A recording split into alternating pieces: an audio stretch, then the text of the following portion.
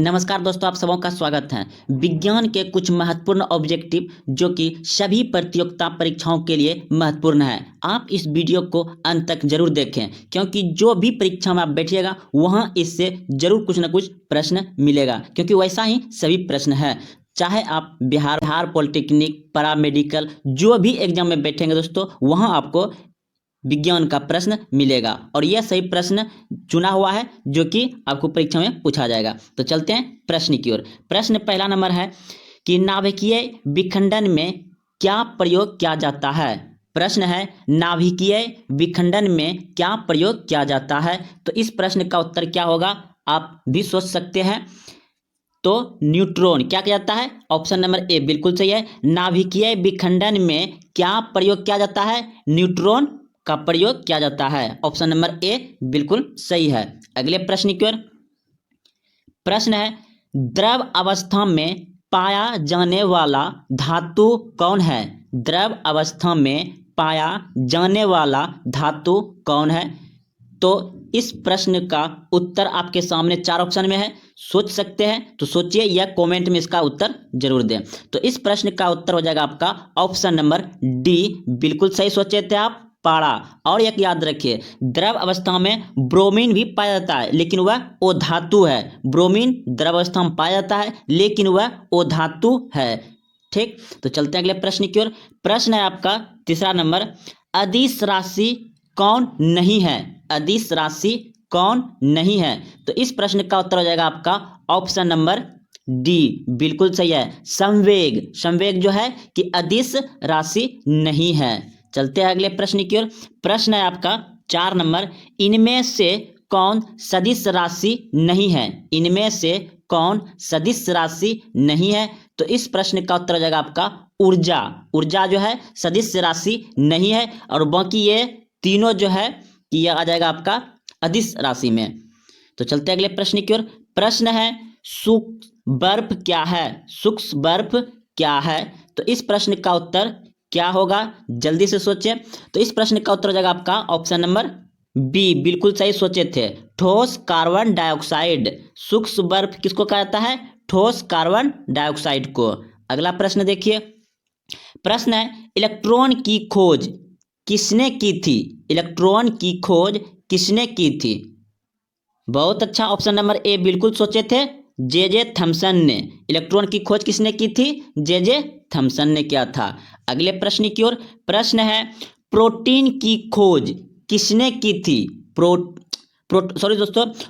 की खोज किसने की थी। प्रोटॉन की खोज किसने की थी। तो इस प्रश्न का उत्तर हो जाएगा आपका ऑप्शन नंबर ए, बिल्कुल सही है, गोल्स्टीन ने।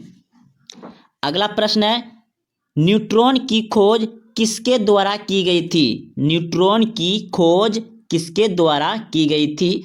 तो इस प्रश्न का उत्तर हो जाएगा आपका ऑप्शन नंबर सी, बिल्कुल सही है, चैडविक ने। न्यूट्रॉन की खोज किसने किया था, चैडविक ने। अगला प्रश्न की ओर।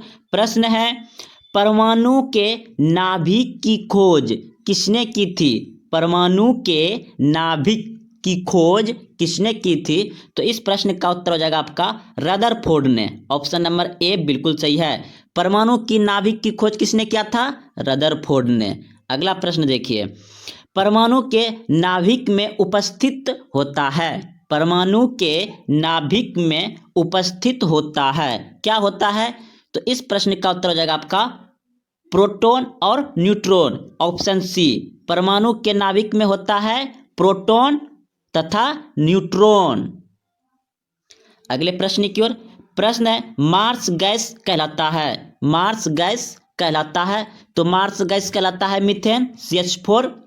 अगले प्रश्न की ओर। प्रश्न है नोवेल गैस कहलाता है। नोवेल गैस कहलाता है। तो इस प्रश्न का उत्तर हो जाएगा आपका ऑप्शन नंबर सी, बिल्कुल सही है, हीलियम को नोवेल गैस कहा जाता है। अगला प्रश्न देखिए, सबसे हल्की धातु क्या है। सबसे हल्की धातु क्या है। तो आपके सामने ऑप्शन है लिथियम, ओसोमियम, प्लेटिनियम, हीलियम। तो इस प्रश्न का उत्तर हो जाएगा आपका ऑप्शन नंबर ए, बिल्कुल सही है, सबसे हल्की धातु क्या है, लिथियम। अगले प्रश्न की ओर। प्रश्न है कि सबसे भारी धातु क्या है? सबसे भारी धातु क्या है? तो इस प्रश्न का उत्तर हो जाएगा आपका ओसमियम। सबसे भारी धातु ओसमियम और सबसे हल्का लिथियम। अगले प्रश्न की ओर, सबसे कठोर धातु क्या है? सबसे कठोर धातु क्या है? तो इस प्रश्न का उत्तर हो जाएगा आपका सबसे कठोर धातु हो जाएगा प्लेटिनम। सबसे कठोर धातु प्लेटिनम और सबसे कठोर पदार्थ हीरा। सबसे कठोर पदार्थ क्या हो जाएगा? हीरा। और सबसे कठोर धातु प्लेटिनम। अगले प्रश्न की ओर, प्रश्न है सबसे कठोर पदार्थ है। सबसे कठोर पदार्थ है तो अभी तुरंत बताए थे हीरा। सबसे कठोर पदार्थ हो जाएगा आपका हीरा। और आपका ये जो प्रश्न था बहुत अच्छे प्रश्न है, क्योंकि इस प्रश्न में बहुत सारे आदमी फंस जाते हैं। सबसे कठोर धातु क्या है? प्लेटिनम। और सबसे कठोर पदार्थ क्या है? हीरा। अगले प्रश्न की ओर, अब प्रश्न है 17 नंबर, सबसे अधिक प्रत्यस्थ धातु कौन सा है? यानी कि सबसे अधिक प्रत्यस्थ धातु कौन सा है? तो इस प्रश्न का उत्तर हो जाएगा आपका स्टील। ऑप्शन नंबर बी बिल्कुल सही है। अगले प्रश्न की ओर, प्रश्न है वायुयान के टायरों में कौन सी गैस भरी जाती है? वायुयान के टायरों में कौन सी गैस भरी जाती है? तो इस प्रश्न का उत्तर होगा आपका ऑप्शन नंबर ए बिल्कुल सही है, हीलियम। वायुयान के टायरों में कौन सी गैस भरी जाती है? हीलियम। अगले प्रश्न की ओर, प्रश्न है हंसने वाली गैस कौन है? हंसाने वाली गैस कौन है? यह हंसने वाली गैस कौन है? तो हंसाने वाली गैस है आपका ऑप्शन नंबर सी बिल्कुल सही है, नाइट्रेट ऑक्साइड। हंसाने वाली gas nitrous oxide. Option number C बिल्कुल सही है। अगले प्रश्न की ओर, भारी जल का रासायनिक नाम क्या है? भारी जल का रासायनिक नाम क्या है? तो इस प्रश्न का उत्तर हो जाएगा आपका डिटूरियम ऑक्साइड। डिटूरियम ऑक्साइड। ऑप्शन नंबर यानी कि D2O भारी जल का रासायनिक नाम है डिटूरियम ऑक्साइड। और इसका खोज किया था यूरे ने 1932 में। भारी जल का खोज किसने किया था?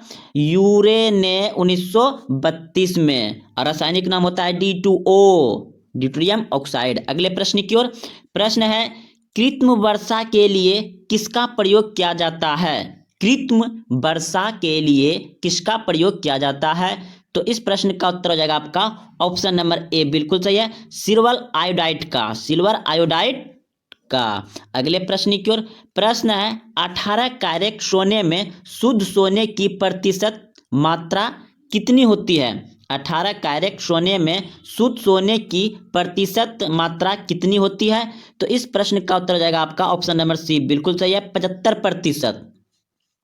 अगले प्रश्न की ओर, प्रश्न है कच्चे फलों को पकाने के लिए किसका प्रयोग किया जाता है? कच्चे फलों को पकाने के लिए किसका प्रयोग किया जाता है? तो इस प्रश्न का उत्तर हो जाएगा आपका ऑप्शन नंबर ए बिल्कुल सही है, एसिटिलीन। एसिटिलीन का प्रयोग किया जाता है, एसिटिलीन का, कच्चे फलों को पकाने के लिए। प्रश्न है पारा का मुख्य अयस्क क्या है? पारा का मुख्य अयस्क है। तो इस प्रश्न का उत्तर हो जाएगा आपका शनिवार। पारा का अयस्क क्या है? शनिवार। अगले प्रश्न की ओर, बर्फ का द्रव्यनांक कितना होता है? बर्फ का द्रव्यनांक कितना होता है? तो इस प्रश्न का उत्तर हो जाएगा 0 डिग्री सेल्सियस। कितना होता है? 0 डिग्री सेल्सियस। रिएक्टर में नियंत्रक क्षार के रूप में किसका प्रयोग होता है? रिएक्टर में नियंत्रक क्षार के रूप में किसका प्रयोग होता है? तो इस प्रश्न का उत्तर हो जाएगा आपका ऑप्शन नंबर डी बिल्कुल सही है, कैडमियम का। प्रश्न है ध्वनि तरंगें किस दिशा में गमन करती हैं? ध्वनि तरंगें किस दिशा में गमन करती है? तो इस प्रश्न का उत्तर होगा आपका लंबवत दिशा में करता है। अगले प्रश्न की ओर, मनुष्य कौन तरंग नहीं सुन सकता? मनुष्य कौन तरंगें नहीं सुन सकता है? तो इस प्रश्न का उत्तर होगा आपका ऑप्शन नंबर बी, बिल्कुल सही है। प्राश्रव्य तरंग मनुष्य नहीं सुन सकता है, प्राश्रव्य तरंग मनुष्य नहीं सुन सकता है, यह आपका कुत्ता बिल्ली सुन सकता है प्रश्रव्य तरंग। अगले प्रश्न की ओर, प्रश्न है मानव नेत्र की स्पष्ट दर्शन की न्यूनतम दूरी कितनी होती है? न्यूनतम दूरी पूछा है दोस्तों, तो इस प्रश्न का उत्तर हो जाएगा आपका ऑप्शन नंबर सी, बिल्कुल सही है। न्यूनतम दूरी स्पष्ट देखने की कितना है? 25 cm। ठीक, अब 25 cm से अगर ज़्यादा आप आंख की तरफ सटाइएगा ज़्यादा तो दिखाई साफ से नहीं देगा। और इसका अधिकतम कितना होता है? तो अनंत होगा। मानव नेत्र की स्पष्ट देखने की अधिकतम दूरी कितना होता है? अनंत होगा। और न्यूनतम कितना होगा स्पष्ट देखने का? 25 cm। ऑप्शन नंबर सी बिल्कुल सही है। अगले प्रश्न की ओर, प्रश्न है गोबर गैस से प्राप्त होने वाली गैस क्या है? गोबर गैस से प्राप्त होने वाली गैस क्या है? तो इस प्रश्न का उत्तर होगा आपका ऑप्शन नंबर ए, बिल्कुल सही है, मीथेन। प्रश्न है बायोगैस का महत्वपूर्ण घटक क्या है? बायोगैस का महत्वपूर्ण घटक क्या है? तो इस प्रश्न का उत्तर हो जाएगा आपका ऑप्शन नंबर डी, बिल्कुल सही है, मीथेन। बायोगैस का महत्वपूर्ण घटक क्या है? मीथेन। अगले प्रश्न की ओर, प्रश्न है सोडा वाटर बनाने के लिए किसका प्रयोग किया जाता है? सोडा वाटर बनाने के लिए किसका प्रयोग किया जाता है? तो इस प्रश्न का उत्तर होगा आपका ऑप्शन नंबर बी, बिल्कुल सही है, CO2 का, CO2 का। प्रश्न है लोहे का सबसे शुद्धतम रूप कौन सा है? लोहे का सबसे शुद्धतम रूप कौन सा है? तो इस प्रश्न का उत्तर होगा आपका लोहा का जो सबसे शुद्ध रूप होता है वह होता है पिटवा लोहा, याद रखिएगा, पिटवा लोहा। अगले प्रश्न की ओर, बेकूफों का सोना किसे कहा जाता है? बेकूफों का सोना किसे कहा जाता है? तो इस प्रश्न का उत्तर होगा आपका पैराटाइट्स को, पैराटाइट्स को बेकूफों का सोना कहा जाता है। ऑप्शन नंबर बी बिल्कुल सही है, पैराटाइस्ट, पैराटाइट्स। अगला प्रश्न है आपका LPG के गंधक को पहचानने के लिए उसमें क्या मिलाया जाता है? LPG के गंधक को पहचानने के लिए उसमें क्या मिलाया जाता है? तो इस प्रश्न का उत्तर हो जाएगा आपका ऑप्शन नंबर सी, बिल्कुल सही है, मिथाइल मार्कोप्टेन। अगले प्रश्न की ओर, प्रश्न है सबसे हल्का तत्व है, सबसे हल्का तत्व है। तो इस प्रश्न का उत्तर होगा आपका हाइड्रोजन। सबसे हल्का तत्व क्या है? हाइड्रोजन। अगले प्रश्न की ओर, प्रश्न है लोहे की मात्रा सर्वाधिक किसमें पाई जाती है? तो लोहे की मात्रा सर्वाधिक किसमें पाई जाती है? तो इस प्रश्न का उत्तर होगा आपका ऑप्शन नंबर डी, बिल्कुल सही है, हरे पत्तेदार सब्जियों में, हरे पत्तेदार सब्जियों में। प्रश्न है कांसा किसका मिश्र धातु है? कांसा किसका मिश्र धातु है? तो इस प्रश्न का उत्तर होगा आपका ऑप्शन नंबर सी, बिल्कुल सही है, तांबा और टीन का। कांसा किसका मिश्र धातु है? तांबा और टीन का। अगला प्रश्न है रेफ्रिजरेटर में जल को ठंडा करने के लिए किस गैस का प्रयोग किया जाता है? रेफ्रिजरेटर में जल को ठंडा करने के लिए किस गैस का प्रयोग किया जाता है? तो इस प्रश्न का उत्तर होगा अमोनिया गैस का। किसका प्रयोग किया जाता है? अमोनिया गैस का। ऑप्शन नंबर ए बिल्कुल सही है। अगले प्रश्न की ओर, प्रश्न है अश्रु गैस कहलाता है, अश्रु गैस कहलाता है, तो अश्रु गैस कहलाता है क्लोरोएसिटोफेनॉल। ऑप्शन नंबर बी बिल्कुल सही है। अगले प्रश्न की ओर, रेफ्रिजरेटर में एक समान ताप को बनाए रखता है, रेफ्रिजरेटर में एक समान ताप को बनाए रखता है। तो इस प्रश्न का उत्तर जाएगा थर्मोस्टेट। Option number A. अगला प्रश्न है अंडे का आवरण किसका बना होता है? अंडे का आवरण किसका बना होता है? तो इस प्रश्न का उत्तर होगा आपका कैल्शियम कार्बोनेट का। अंडे का आवरण किसका बना होता है? कैल्शियम कार्बोनेट का। LPG का मुख्य संगठक क्या है? दोस्तों आप कोई भी एग्जाम में बैठिए, Bihar polytechnic, ITI, Bihar paramedical, Bihar police, SSC, MTS, ये तो जीके है, जीके जीएस तो सभी प्रतियोगिता परीक्षा में पूछे जाते हैं, इसलिए आप जितने भी जीके जीएस वीडियो डाल रहे हैं, अपलोड कर रहे हैं, उसे पूरा जरूर देखें। तो प्रश्न कह रहा था एलपीजी का मुख्य संगठक क्या है, तो इस प्रश्न का उत्तर आप सोच सकते हैं क्या होगा। तो प्रोपेन और ब्यूटेन, प्रोपेन और ब्यूटेन आप सोचे थे तो बिल्कुल सही सोचे थे। एलपीजी का मुख्य संगठक क्या होता है, प्रोपेन तथा ब्यूटेन। अगले प्रश्न की ओर, प्रश्न है सिगरेट लाइटर से कौन सी गैस निकलती है, सिगरेट लाइटर से कौन सी गैस निकलती है, तो ब्यूटेन। बहुत अच्छा आप सोचे थे, बी ऑप्शन ब्यूटेन सोचे थे तो सही हुआ। सिगरेट लाइटर से कौन सी गैस निकलती है, ब्यूटेन। अगले प्रश्न की ओर, प्रश्न है अम्ल वर्षा किसके कारण होती है, अम्ल वर्षा किसके कारण होती है, तो ऑप्शन नंबर डी बिल्कुल सही है, SO2 तथा NO2। अम्ल वर्षा किसके कारण होती है, SO2 तथा NO2। तो चलते अगले प्रश्न की ओर, प्रश्न है मानव द्वारा संश्लिष्ट पहला रेशा क्या है, बहुत ही महत्वपूर्ण प्रश्न है, मानव द्वारा संश्लिष्ट पहला रेशा कौन सा है, तो इस प्रश्न का उत्तर होगा आपका ऑप्शन नंबर बी बिल्कुल सही है, नायलॉन। अगले प्रश्न की ओर, प्रश्न है जीवाश्मों का उम्र किस विधि द्वारा ज्ञात किया जाता है, जीवाश्मों का उम्र किस विधि द्वारा ज्ञात किया जाता है, तो इस प्रश्न का उत्तर होगा आपका रेडियो कार्बन डेटिंग। जीवाश्म का आयु जो ज्ञात किया जाता है किससे किया जाता है, रेडियो कार्बन डेटिंग द्वारा। अगला प्रश्न है पुराने चट्टानों की आयु का आकलन किनके द्वारा किया जाता है, पुराने चट्टानों की आयु का आकलन किनके द्वारा किया जाता है, तो इस प्रश्न का उत्तर होगा आपका ऑप्शन नंबर बी बिल्कुल सही, यूरेनियम डेटिंग विधि से, यूरेनियम डेटिंग विधि से। पुराने चट्टानों की आयु किससे ज्ञात किया जाता है, यूरेनियम डेटिंग विधि से। अगले प्रश्न की ओर, प्रश्न है शहद का मुख्य घटक क्या है, शहद का मुख्य घटक क्या है, तो इस प्रश्न का उत्तर हो जाएगा आपका ऑप्शन नंबर सी बिल्कुल सही है, फ्रुक्टोज। शहद का मुख्य घटक क्या है, फ्रुक्टोज। अगले प्रश्न की ओर, प्रश्न है खाना को खराब होने से बचाने के लिए किसका प्रयोग किया जाता है, खाना को खराब होने से बचाने के लिए किसका प्रयोग किया जाता है, तो इस प्रश्न का उत्तर सोचिए, आपके सामने ऑप्शन है बेंजाइक अम्ल का, बेंजाइक अम्ल का किया जाता है। खाना को खराब होने से किसका प्रयोग किया जाता है, यानी कि बचाने के लिए बेंजाइक अम्ल का।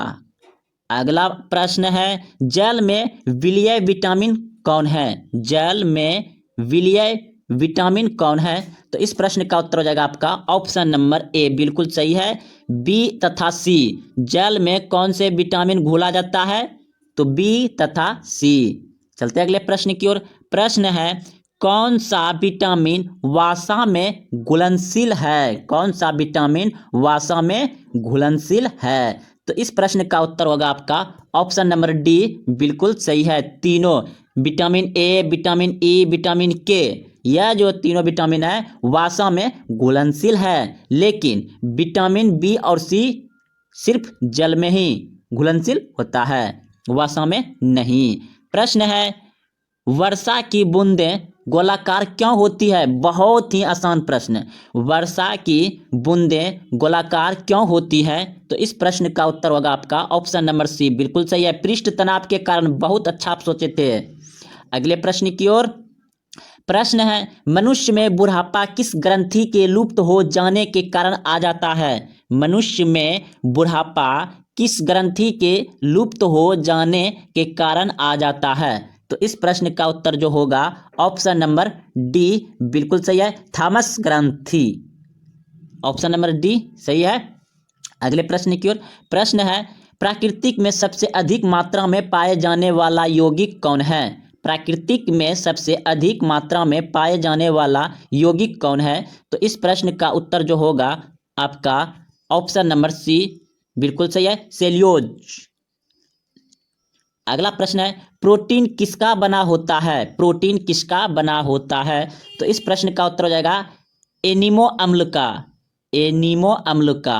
ऑप्शन नंबर बी बिल्कुल सही है, एमिनो अम्ल का। प्रोटीन किसका बना होता है, एमिनो अम्ल का। अगला प्रश्न है प्रयोगशाला में संश्लिष्ट पहला कार्बनिक पदार्थ क्या है, प्रयोगशाला में संश्लिष्ट पहला कार्बनिक पदार्थ क्या है? तो इस प्रश्न का उत्तर होगा आपका ऑप्शन नंबर ए बिल्कुल सही है, यूरिया। अगला प्रश्न है, यूरिया अधिकतम मात्रा में कहाँ पाया जाता है? यूरिया अधिकतम मात्रा में कहाँ पाया जाता है? तो इस प्रश्न का उत्तर होगा आपका ऑप्शन नंबर बी बिल्कुल सही है, मूत्र में। यूरिया कहाँ अधिकतम पाया जाता है? तो मूत्र में पाया जाता है। अगले प्रश्न की ओर। प्रश्न है, शरीर में यूरिया किस अंग में बनता है? शरीर में यूरिया किस अंग में बनता है? तो इस प्रश्न का उत्तर हो जाएगा आपका ऑप्शन नंबर ए बिल्कुल सही है, यकृत में। यकृत में यूरिया बनता है। अगला प्रश्न है, दूध को पाश्चुकृत कितने डिग्री पर किया जाता है? तो इस प्रश्न का उत्तर होगा आपका ऑप्शन नंबर सी बिल्कुल सही है, 62 डिग्री सेल्सियस पर दूध को पाश्चुकृत किया जाता है।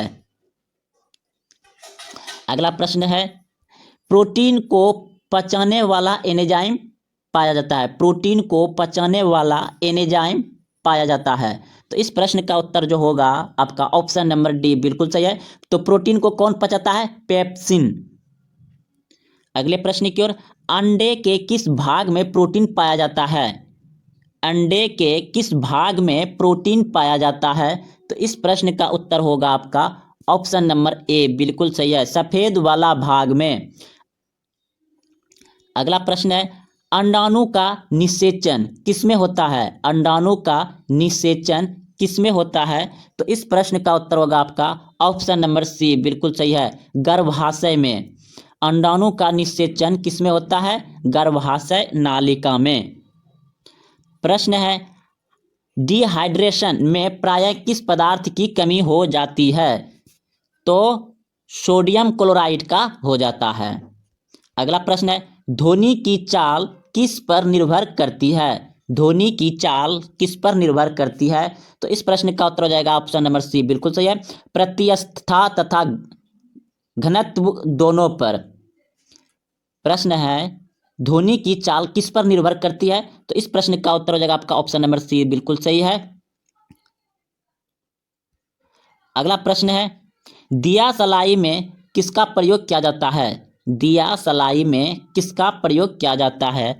तो इस प्रश्न का उत्तर हो जाएगा आपका ऑप्शन नंबर सी बिल्कुल सही है, लाल फास्फोरस का। दिया सलाई में किसका प्रयोग किया जाता है? लाल फास्फोरस का। अगला प्रश्न देखिए, कीटाणुनाशक के रूप में किसका प्रयोग किया जाता है? कीटाणुनाशक के रूप में किसका प्रयोग किया जाता है? तो इस प्रश्न का उत्तर होगा आपका ऑप्शन नंबर ए बिल्कुल सही है, विरंजक चूर्ण। विरंजक चूर्ण। प्रश्न है, प्रवर्तित क्रिया का संचलन केंद्र कौन होता है? प्रवर्तित क्रिया का संचलन केंद्र कौन होता है? तो इस प्रश्न का उत्तर जो होगा आपका ऑप्शन नंबर डी बिल्कुल सही है, ऑप्शन नंबर डी सही है, मेरुदंड। प्रश्न है, ऑटोमोबाइल के हाइड्रोलिक ब्रेक किस नियम पर काम करता है? ऑटोमोबाइल के हाइड्रोलिक ब्रेक किस नियम पर काम करता है? तो इस प्रश्न का उत्तर हो जाएगा आपका ऑप्शन नंबर डी बिल्कुल सही है, पास्कल के नियम पर। पास्कल के नियम पर। अगला प्रश्न है, सोने को किसमें घोला जा सकता है? सोना को किसमें घोला जा सकता है? तो इस प्रश्न का उत्तर हो जाएगा आपका ऑप्शन नंबर सी बिल्कुल सही है, सल्फ्यूरिक तथा नाइट्रिक एसिड का मिश्रण में। सोने को किसमें घोला जा सकता है? सल्फ्यूरिक तथा नाइट्रिक एसिड का मिश्रण में।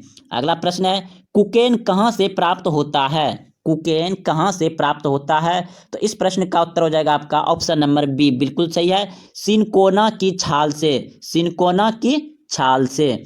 प्रश्न है, मॉर्फिन तथा हेरोइन कहाँ से प्राप्त होता है? तो इस प्रश्न का उत्तर होगा आपका ऑप्शन नंबर सी, अफीम से। अगला प्रश्न है, तारपीन का तेल कहाँ से प्राप्त होता है? तारपीन का तेल कहाँ से प्राप्त होता है? तो इस प्रश्न का उत्तर होगा आपका ऑप्शन नंबर ए बिल्कुल सही है, चीड़ के पेड़ से तारपीन का तेल प्राप्त होता है। प्रश्न है, चाय में कौन सा उत्तेजित पदार्थ पाया जाता है? चाय में कौन सा उत्तेजित पदार्थ पाया जाता है? तो इस प्रश्न का उत्तर हो जाएगा आपका ऑप्शन नंबर बी बिल्कुल सही है, थीन। प्रश्न है, कॉफी में कौन सा उत्तेजित पदार्थ पाया जाता है? कॉफी में कौन सा उत्तेजित पदार्थ पाया जाता है? तो इस प्रश्न का उत्तर हो जाएगा आपका option number D, caffeine. Caffeine, caffeine. Coffee में कौन सा उत्तेजित पदार्थ पाया जाता है? कैफीन। अगला प्रश्न है, दूध में उपस्थित प्रोटीन होता है। दूध में उपस्थित प्रोटीन होता है। दूध में उपस्थित प्रोटीन होता है तो केसिन। ऑप्शन नंबर ए बिल्कुल सही है, केसिन। प्रश्न है, 1 ग्राम वसा से कितना ऊर्जा उत्पन्न होती है? 1 ग्राम वसा से कितना ऊर्जा उत्पन्न होती है? तो इस प्रश्न का उत्तर हो जाएगा आपका ऑप्शन नंबर बी, बिल्कुल सही है, 9.3 कैलोरी। 1 ग्राम वसा से कितना ऊर्जा उत्पन्न होती है? 9.3 कैलोरी। अगला प्रश्न है, भूमि पर पाए जाने वाला पौधा कहलाता है। भूमि पर पाए जाने वाला पौधा कहलाता है तो इस प्रश्न का उत्तर हो जाएगा आपका ऑप्शन नंबर बी, बिल्कुल सही है, बायोफाइटिक्स। भूमि पर पाए जाने वाला पौधा क्या कहलाता है? बायोफाइटिक्स। अगला प्रश्न देखिए, मरुस्थल में उगने वाला पौधा क्या कहलाता है? मरुस्थल में उगने वाला पौधा क्या कहलाता है? तो इस प्रश्न का उत्तर हो जाएगा आपका ऑप्शन नंबर डी, बिल्कुल सही है, जीरोफाइटिक्स। अगला प्रश्न है, चट्टानों पर उगने वाला पौधा क्या कहलाता है? चट्टानों पर उगने वाला पौधा क्या कहलाता है? तो इस प्रश्न का उत्तर हो जाएगा आपका ऑप्शन नंबर ए, लिथोफाइटिक्स। अगला प्रश्न 10 नंबर प्रश्न है, गोबर पर उगने वाला कवक कौन है? तो इस प्रश्न का उत्तर हो जाएगा आपका ऑप्शन नंबर ए, बिल्कुल सही है, क्रोपोफिल। तो दोस्तों आज यहीं तक रहने देते हैं। अगर आपको अच्छा लगे तो अपने दोस्तों में शेयर जरूर करें। अगर आप अभी तक नए हैं तो चैनल को सब्सक्राइब कर लें, घंटी दबा दें और कमेंट जरूर करें। जय हिंद, जय भारत।